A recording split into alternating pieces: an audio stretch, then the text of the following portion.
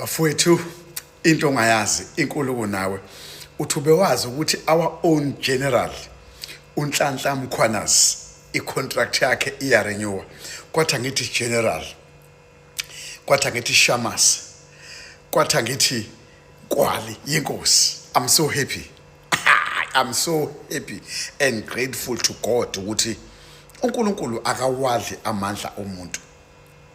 Uconfirmile namhlanje our commissioner uFani Masimula, a big boss of the police, ukuthi ayi uShamase akayindawo ukhona uyahlala sekulungiswa nje izinto ezincane kanje. Phela niyazi noma ukuthi mangabe icontract irenewa akufani nale ya contract yokuqala khona ekufuneke ukuthi xaxa kancane efuneka ama digit akhulume kusibhalansa lezo zinto sekuthashapha lapha nalapha. Kodwa nje our general is back.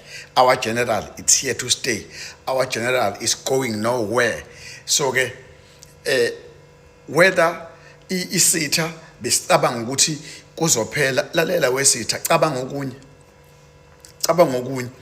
thina nje wesitha esingakutshela ngawo uma uyisitha sika general uNhlanhla funeke wazi ukuthi uyisitha sika uNkulunkulu uqobo, funeke wazi ukuthi uyisitha se-South Africa sonke, uyisitha sethu sonke eSouth Africa. Funeka ukwazi lokho ukuthi awuyithandi peace, awukuthandi ukuthula, awukuthandi futhi uxolo.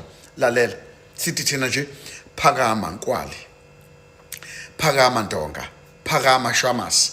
Zimnandi-ke lezo esizwe namhlanje ngogeneral wethu ukuthi ugeneral wethu is not going nowhere and he's here to stay. I-contract yakhe iyarenewa. We are very happy. Zimnandi-ke lezo. Into ongayazi inkulu kunawe namhlanje uMasimula uconfirmile ukuthi it is really happening.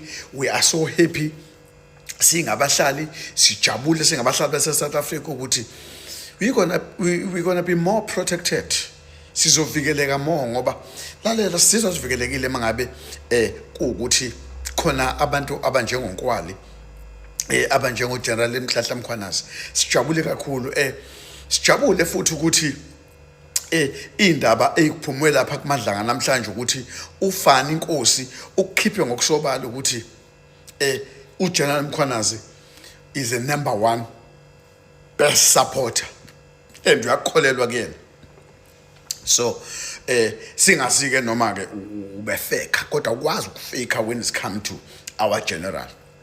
So ke indaba ezinhleke lezo ukuthi there is no party, there is no how uGeneral Mkhwanazi wethu sithi thina mana njalo General Mkhwanazi bese ngithi nina ningamthandi hands off General Mkhwanazi ngoba animthandi yena imbolile. Ngeke umuntu uzungamthandi engakwenzanga lutho ebeshaya umsebenzi wakhe. Ungamthanda kanjani umuntu engamile endleleni yakho engenzi lento oyenzayo? Wena mawenza ubuqhophololo ubhizi nama drugs ubhizi nokubulala na lalela ungakhohlwa futhi igazi labantu liyakhuluma.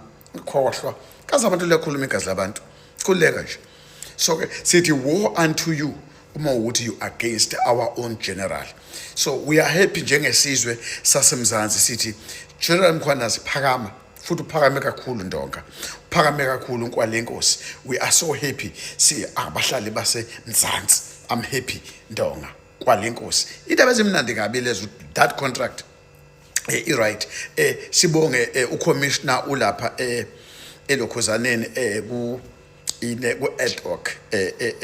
I-ad hoc senke ngathi ungayilandeli kahle hle ngoba izinto zakhona zibuye zibe questionable somewhere somehow, zibuye zibe questionable into zakhona ukuthi zenzeka kanjani, ezinye ungazazi ukuthi kwenzeka kanjani. So ke kuningi nje engekho certain ngayo i-ad hoc ukuthi kwenzakalani ngayo. Kodwa umnumzana ucommissioner uFani Masimula ulapha kwi-ad hoc khona uthula ubufakazi. Angilalelanga nje okutheni okukhulunywa khona kodwa nje ngizwile ukuthi uyakuveza ngokusobala ukuthi what you call uyakuveza ngokusobala ukuthi hayi impela uShadrack Sibiya uyena ngempela umuntu owayedisbanda iPKTT kanye no Masimula ubalo